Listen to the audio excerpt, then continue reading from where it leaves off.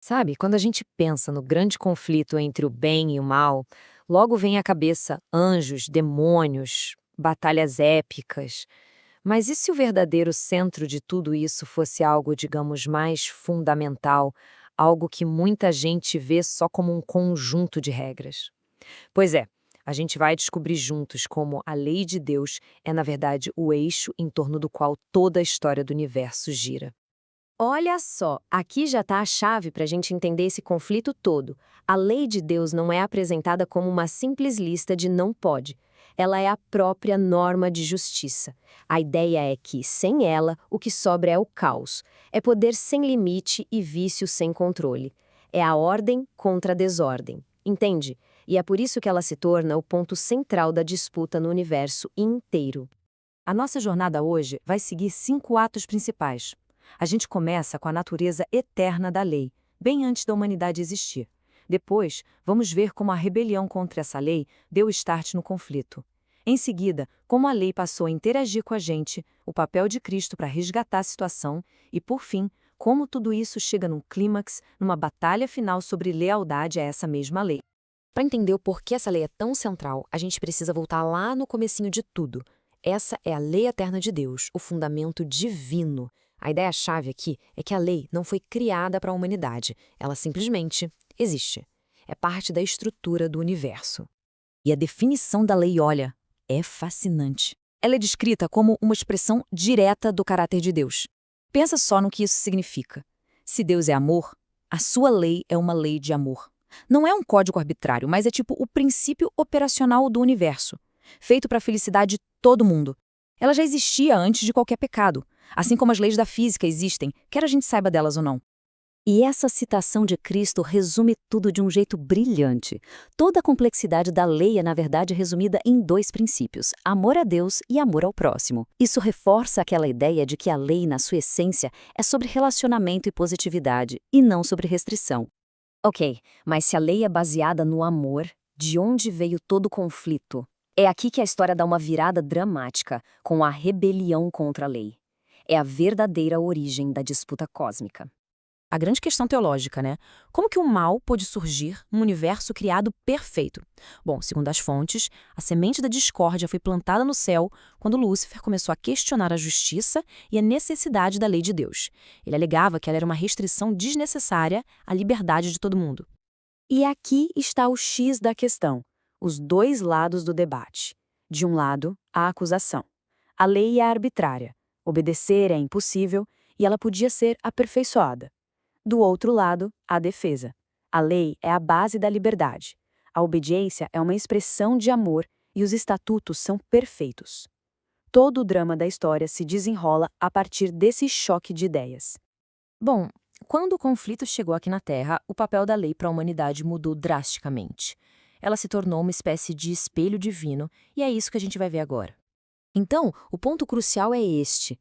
Para uma humanidade que caiu, a lei funciona como um espelho. Primeiro, ela nos mostra a nossa condição. Ela revela o pecado. É um diagnóstico preciso. Segundo, ela exige justiça.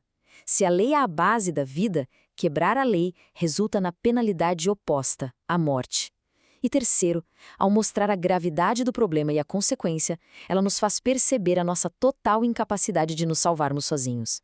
Ela aponta por uma necessidade desesperada de um Salvador. E essa citação é categórica. A lei é como um raio-x que mostra o osso quebrado, mas, veja bem, ela não pode consertar o osso. Ela diagnostica, mas não cura. Ela não tem poder para salvar ou perdoar, ela apenas exige que a penalidade seja paga.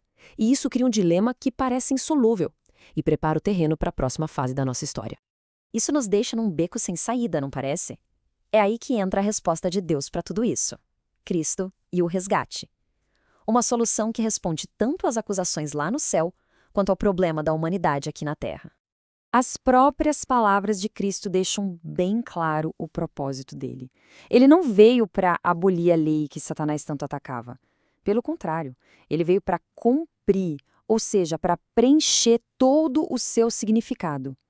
A missão dele era vindicar, honrar e demonstrar a verdadeira natureza da lei que tinha sido tão caluniada. E isso aqui ilustra de forma brilhante como ele fez isso. Com a sua vida de obediência perfeita, ele provou que a alegação de que era impossível guardar a lei era falsa. Com sua morte substitutiva, ele pagou a penalidade que a justiça da lei exigia. E com essa combinação, ele conseguiu a vitória final sobre Satanás, silenciando para sempre as acusações de que Deus era injusto ou de que sua lei era defeituosa.